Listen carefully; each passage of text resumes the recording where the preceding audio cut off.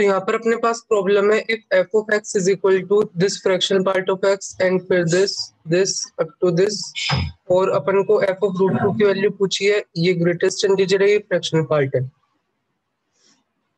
तो अपन को पता है कि जो fractional part of x plus यहाँ पर सम कुछ इंटीजर होता है वो फ्रैक्शनल पार्ट ऑफ एक्स ही होता है, ये प्रॉपर्टी अपन को पता है। तो ये जो चीज है, ये वाली जो भी चीजें दे रखी है, ये सारी एक इंटीजर होगी। मैं एफ ऑफ एक्स को कैसे लिख सकता हूँ? Fractional part of x, fractional part of x, fractional part of x, और ये यहाँ लास्ट में फ्रैक्शनल पार्ट ऑफ एक्स आएगा। अगर तुम देखोगे तो ये 100 टर्म्स है, तो 100 time fractional part of X आ जाएगा। अब अपन को एफ ऑफ रूट टू पूछा है, तो 100 times fractional part of root two. तो रूट टू का जो फ्रैक्शनल पार्ट होता है वो कितना होता है? रूट टू की वैल्यू कितनी होती है? 1.4142। तो यहाँ पर इसका जो फ्रैक्शनल पार्ट है वो ये हो जाएगा। इसको मल्टीप्लाई करोगे तो तुम्हारा आंसर ये आ जाएगा। तो इस तरीके से इसको सोल्व कर सकते हैं। सेकंड प्रॉब्लम है अपने पास, if F of x is a polynomial of degree 4 with leading coefficient 1 and satisfying this. तो अपन को इसकी वैल्यू बतानी है। तो यहाँ पर अगर अपन इसको देखें तो 4 डिग्री का पॉलिनोमियल है, तो यहाँ पर एफ ऑफ एक्स 4 डिग्री का पॉलिनोमियल है। तो अगर मैं F of x minus x को देखूं तो जैसे यहाँ पर 1 इसका रूट हो जाएगा, क्योंकि एफ ऑफ 1 माइनस 1 की वैल्यू 0 है, तो एक तो रूट इसका 1 हो जाएगा। एफ ऑफ 2 माइनस 2 की वैल्यू 0 है, तो एक रूट इसका 2 हो जाएगा। एफ ऑफ 3 माइनस 3 की वैल्यू 0 है, तो एक रूट इसका 3 हो जाएगा। और एक रूट में कुछ अल्फा मान लेता हूँ, क्योंकि 4 डिग्री का पॉलिनोमियल है इसलिए। अब यहाँ पर अगर मैं एफ ऑफ माइनस 1 की वैल्यू निकालने की कोशिश करूँ तो F of minus one is यहाँ पे -2 -3 -4 एंड -1 माइनस अल्फा आएगा। तो F of -1 is equal to, यहाँ पर अगर देखो तो 1 इधर आ जाएगा और इधर मेरे पास 24 आएगा।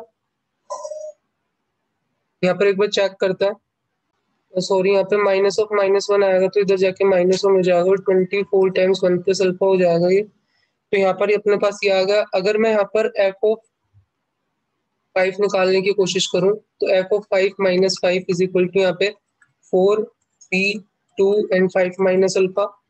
तो जो एफ ऑफ 5 है अपने पास वो 24 टाइम्स 5 माइनस अल्फा प्लस 5 आएगा। वैसे ही अगर मैं एफ ऑफ 0 निकालने की कोशिश करूं तो F of 0 minus 0 is equal to -1 -2 -3 and minus alpha. तो F of 0 is equal to 6 alpha आ रहा है। और वैसे ही अगर मैं एफ ऑफ 4 निकालने की कोशिश करूं तो F of 4 minus 4 is equal to 3 2 1 4 minus alpha. तो यहाँ से देखें तो एफ ऑफ 4 अपने पास कितना आ रहा है? 6 टाइम्स 4 माइनस अल्फा प्लस 4। तो यहाँ पर अपन ने सारी चीजें निकाल ली। तो यहाँ पे मैंने सारी वैल्यूज निकाल ली है। अब मैं क्या करूंगा, यहाँ पे सब्सटीट्यूट करूंगा ये वैल्यूज को। यहाँ पर अगर मैं सब्सटीट्यूट करूं तो जो मेरे पास ये क्वांटिटी आएगी F of -1 plus F of 5 divided by F of 0 plus F of 4। तो एफ ऑफ -1 यहाँ पे अगर तुम देखो तो ये है, एंड एफ ऑफ 5 यहाँ पर अगर तुम देखो तो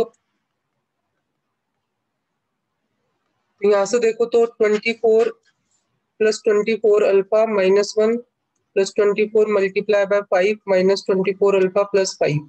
तो यहाँ से तो ये कैंसिल हो जाएगा। तो 24 टाइम्स 6, तो ये कितना होता है? 144 प्लस 4। तो ऊपर तो 148 आ रहा है, और डिवाइड में ऐसे ही तुम इसको निकालोगे तो ये 28 आएगा। तो यहाँ पे 28 आ रहा है। उसके बाद अगर तुम देखोगे तो यहाँ पर इसका ग्रेटेस्ट इंटीजर 5 आ जाएगा, और अपन को 1/4 टाइम्स दिस पूछा है। तो यहाँ पर 1/4 मल्टीप्लाई बाय 5, तो ये 1.25 इसका आंसर आ जाएगा। तो इस तरीके से कर सकते हैं। तो यहाँ पे अपन को दे रखा है WP set of whole numbers. तो यहाँ पर ये है, और फंक्शन एफ ऑफ एक्स ऐसे डिफाइन है, x ग्रेटर देन 0 के लिए ये डिफाइन है, और x इक्वल टू 0 के लिए 0 है। तो यहाँ पर ये इसका ग्रेटेस्ट इंटीजर डिनोट करता है, तो अपन को इसकी वैल्यू निकालनी है। तो अपन को किसकी वैल्यू निकालनी है? एफ ऑफ 7752 की। तो यहाँ पर इसके अकॉर्डिंग इस डेफिनेशन को अप्लाई करो तो मैं क्या लिख सकता हूँ? 7752 माइनस 10 टाइम्स इसका ग्रेटेस्ट इंटीजर कितना हो जाएगा? 775। और यहाँ पर मेरे पास क्या आ जाएगा? ये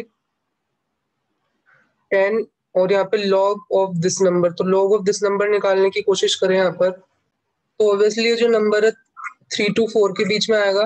कौन सा number log of 10 at the base x, तो ऑब्वियसली इसका ग्रेटेस्ट इंटीजर 3 होगा, तो ये बनेगा। और यहाँ पर लास्ट में ये और ऐड करना है, ये और इसके साथ आएगा, ये एक्चुअली में प्लस में है इसके साथ, ये f of this number greatest integer of this, यहाँ पर तो 775, तो ऐसा है ये। तो वैसे ही अगर मैं इसको आगे निकालने की कोशिश करूं, तो अभी मेरे पास इसकी वैल्यू कितनी आ गई है, यहाँ पे अगर तुम इसको कैलकुलेट करोगे तो यहाँ पे तुम्हारे पास 2000 आएगा प्लस एफ ऑफ 775 आएगा। तो अभी मुझे एफ ऑफ 775 पे फोकस करना है, तो इस पे फोकस करना है, तो 2000 प्लस यहाँ पर अगर मैं 775 और इसका ग्रेटेस्ट इंटीजर कितना हो जाएगा ये, और इसको मुझे 10 से मल्टीप्लाई करना ही है, उसके बाद 10 की पावर यहाँ पे मैं देखूंगा, तो अभी मेरे पास 2 बनेगी इस केस में। और फिर यहाँ पे मुझे क्या करना है, प्लस एफ ऑफ 77 इसका यहाँ पर इस तरीके से। तो अब मैं इसको कैलकुलेट करूँ तो मेरे पास कितना आएगा, तो यहाँ पे 200 प्लस आगे यहाँ पे देखे तो प्लस 500 आएगा और प्लस एफ ऑफ 77 आएगा। तो अगर मैं आगे करूँ तो जो मेरे पास एफ ऑफ 7752 है, अभी तक कितना आ गया 2500 प्लस एफ ऑफ 77। तो अब मैं अगेन वही डेफिनेशन अप्लाई करने वाला हूँ, वही डेफिनेशन अप्लाई करूंगा, तो 77 10 मल्टीप्लाई बाय 7 और 10 की पावर 1 प्लस एफ ऑफ 7 आएगा। तो अब इसको देखे तो अभी ये मेरे पास कितना बचा, अभी इसमें को मैं कैलकुलेट करूंगा तो 70 आएगा और प्लस एफ ऑफ 7 बचेगा। तो यहाँ पे मेरे पास 2570 प्लस एफ ऑफ 7 बच रहा है। और अभी मैं सेम डेफिनेशन को अप्लाई करूँ, तो सेम डेफिनेशन को अप्लाई करने के बाद इसकी वैल्यू मेरे पास 7 आएगी, यहाँ पे तुम कैलकुलेट कर लेना। वो डेफिनेशन क्या थी, तो यहाँ से देख सकते हो, अगर मैं 7 रखूँ तो 7 माइनस 10 मल्टीप्लाई बाय 0 आएगा, और ये 10 की पावर 0 आने वाला है, प्लस एफ ऑफ 0 आने वाला है। तो सिंपली एफ ऑफ 0 की वैल्यू तो 0 दे ही रखी है, और यहाँ से भी ये 7 आ जाएगा। तो इस तरीके से अपन इसकी सॉल्व कर सकते हैं। तो यहाँ पे अपन को क्या दे रखा है, the roots of this equations are exercise, तो अपन को इसकी वैल्यू फाइंड आउट करनी है। समेशन ऑफ एक्स आई का पहले तो सम करना है, फिर उसका ग्रेटेस्ट इंटीजर लेना और 5 से डिवाइड करना है। तो जो अपने पास इक्वेशन है वो ये है। तो यहाँ पे अगर दो केस देखते हैं, x greater than equal to 1 के लिए ऐसे खुलेगा। तो यहाँ पे एक्स को मैं उसका greatest integer of x plus fractional part of x लिख सकता हूँ। तो यहाँ पे अगर मैं इसको सॉल्व करूँ तो मेरे पास 4 times fractional part of x is equal to this आएगा। अब मुझे पता है जो फ्रैक्शनल पार्ट ऑफ एक्स है वो 0 to 1 के बीच में लाई करता है, जहाँ 1 इसकी वैल्यू नहीं होती। तो 4 times fractional part of x यहाँ पर 0 to 4 के बीच में लाई करेगा, तो means greatest integer part of x plus 1 0 to 4 के बीच में लाई करना चाहिए। तो जो ग्रेटेस्ट इंटीजर है वो -1 to 4 के बीच में लाई करना चाहिए। लेकिन यानी अपन ने x ग्रेटर देन 1 लिया, तो ग्रेटेस्ट इंटीजर ऑफ x की पॉसिबल वैल्यू क्या है, एक तो इंटीजर होगा तो 1 एक पॉसिबल वैल्यू, और यहाँ पे ये 3 आ जाएगा, 4 - 1 3। तो यहाँ पर 1 और 2 दो पॉसिबल वैल्यूज है अपने पास। अगर ग्रेटेस्ट इंटीजर ऑफ x की वैल्यू यहाँ पर अपन 1 लेता है, तो यहाँ से 4 times fraction part of x is equal to 2, तो फ्रैक्शन पार्ट ऑफ x की वैल्यू हाफ हो जाएगी। तो जो अपना x है greatest integer of x plus fraction part of x। तो यहाँ से अगर तुम देखो तो x इज इक्वल टू 3/2 आएगा। मैंने इस इक्वेशन को सॉल्व किया है। अगर मैं ग्रेटेस्ट इंटीजर ऑफ x की वैल्यू यहाँ पे 2 ले लूँ, तो जो फ्रैक्शनल पार्ट ऑफ x है मेरा 3/4 हो जाएगा। तो जो मेरा नंबर है 2 + 3/4 11/4 हो जाएगा। तो यहाँ पे अपन ने एक केस सॉल्व कर लिया। अब अपन x less than equal to 1 के लिए सॉल्व करता है, तो ये x less than equal to 1 के लिए नेगेटिव में ओपन होगा, तो ये 1 - x हो जाएगा। अगर मैं वैसे ही स्ट्रेटेजी से इसको ऐसे लिखूं,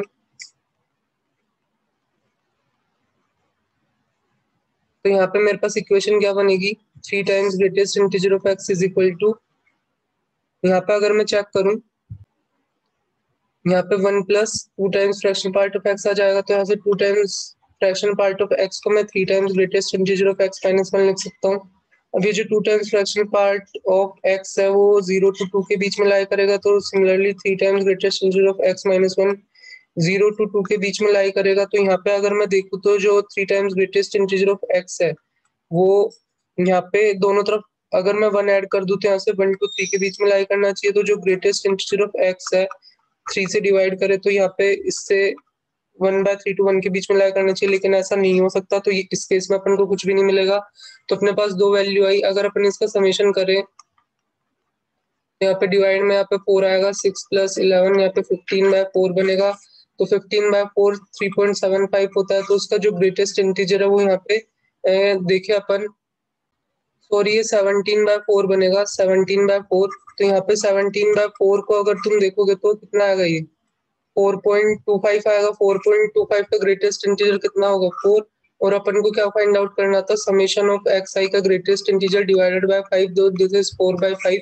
तो जो अपना आंसर है 0.80 आ जाएगा। तो इस तरीके से सॉल्व कर सकता है। तो यहाँ पे अपने पास लास्ट प्रॉब्लम है, if function satisfy the following relation. तो यहाँ पर x and y belongs to real number है, f ऑफ 1 की वैल्यू 2 दे रखी है। तो इनमें से कौन सा ऑप्शन ट्रू है वो अपन को बताना है।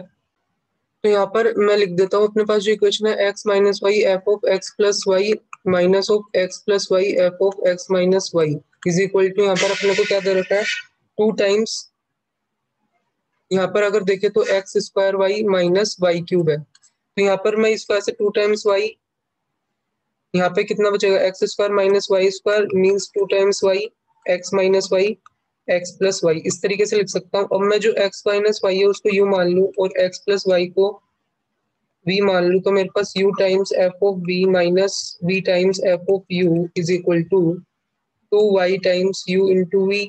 तो यहाँ पे अगर मैं uv से डिवाइड करूँ तो एफ ऑफ u, यहाँ पर अगर चेक करें तो सॉरी ये ध्यान से देखना, ये u times f of v होते हैं, f of v divided by v आएगा minus F of u divided by u आएगा। u और v में ध्यान रखना, is equal to 2 times y। तो यहाँ से अगर मैं चेक करूँ इसको, तो मेरे पास यहाँ पे क्या आ रहा है ये, और यहाँ से तुम ये भी देख सकते हो कि इन दोनों इक्वेशन से y की वैल्यू क्या आ जाएगी। यहाँ पे अगर मैं इन दोनों इक्वेशंस को देखूं तो y की वैल्यू को मैं क्या लिख सकता हूँ, यहाँ पे simply b minus you divided by 2 लिख सकता हूँ। तो यहाँ से मेरे पास जो इक्वेशन है वो ये आई, F of b divided by v minus F of u divided by u is equal to v minus u। ये 2 से 2 कैंसिल हो जाएगा। तो जो मेरे पास इक्वेशन है वो क्या आई, F of v divided by v minus F of u divided by u is equal to v minus u। तो यहाँ पे अगर मैं देखूँ तो F of v divided by v minus v is equal to F of u divided by u minus u आ रहा है। मीन्स u और v तो मैंने कुछ भी लिया था, तो मीन्स ये चीज कांस्टेंट है। तो यहाँ पर जो अपना टाइप है फंक्शंस का, इसको मैं कुछ लैम्डा बोल देता हूँ। तो यहाँ से मैं लिख सकता हूँ f of v is equal to, यहाँ पर अगर मैं चेक करूँ तो ये कितना आएगा, lambda times v plus v square, इस टाइप का बन रहा था। ऐसे v को मैं x से रिप्लेस कर दूं तो ये कितना बनेगा, इस टाइप का अपना फंक्शन बनेगा। अब यहाँ पे अपन को एफ ऑफ 1 की वैल्यू 2 दे रखी थी, तो यहाँ पे अगर मैं एफ ऑफ 1 निकालू तो वो कितना हो जाएगा, ये 2 और यहाँ से लैम्डा प्लस 1। तो मेरे पास लैम्डा की वैल्यू 1 आ जाएगी। तो जो मेरा फंक्शन है एफ ऑफ एक्स वो क्या हो जाएगा, एक्स प्लस एक्स स्क्वायर।